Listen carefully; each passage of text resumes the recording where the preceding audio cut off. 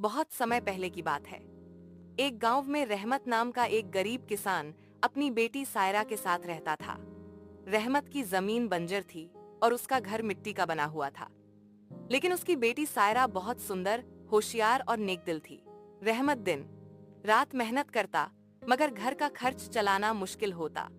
एक दिन खेत की जुताई करते समय रहमत थक कर एक पुराने पेड़ के नीचे बैठ गया और बोला, या अल्लाह, मेरी मदद कर, मैं अपनी बेटी को भूखा नहीं देख सकता। उसी समय एक बूढ़ा फकीर वहां आया। उसकी आंखों में अजीब सी चमक थी। फकीर, किस बात का गम है किसान? रहमत, मैं बहुत गरीब हूँ, कुछ भी ठीक नहीं चल रहा। फकीर मुस्कराया, अगर तू नेकदिल है तो मैं तुझे एक अमानत देता हूँ। उसने रहमत को एक छोटा सा मिट्टी का बर्तन दिया और कहा, सायरा इसे अपने दिल से पकड़कर या करीम कहेगी तो इसमें जो चाहे वो निकलेगा, लेकिन लालच मत करना। रहमत घर गया और बर्तन सायरा को दिया। सायरा ने जैसे ही या करीम कहा, बर्तन से खुशबूदार पुलाव और मिठाइयां निकलने लगी। दोनों रोने लगे खुशी के आंसुओं से।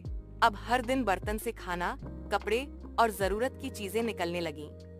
रहमत ने कभी जरूरत से ज्यादा नहीं मांगा, गांव के गरीबों को भी खिलाया।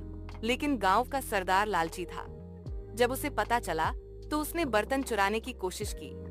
लेकिन जैसे ही उसने या करीम कहा, बर्तन से काला धुआं निकला और वह डर के मारे बेहोश हो गया। अगले दिन फकीर फिर आया और कहा, सच्चे और नेक लोग ही इस नेमत के हकदार होते हैं। रहमत, तू और सायरा अब खुशहाल रहोगे। और सचमुच कुछ ही समय में रहमत का घर खुशियों से भर गया। सायरा की शादी एक नेक लड़के से हुई और पूरा गांव रहमत की ईमानदारी की मिसाल देने लगा। सीख, नेकदिली, सच्चाई और सब्र का फल हमेशा मीठा होता है, चाहे वो किसी जादुई पीर की मदद से ही क्यों न मिले।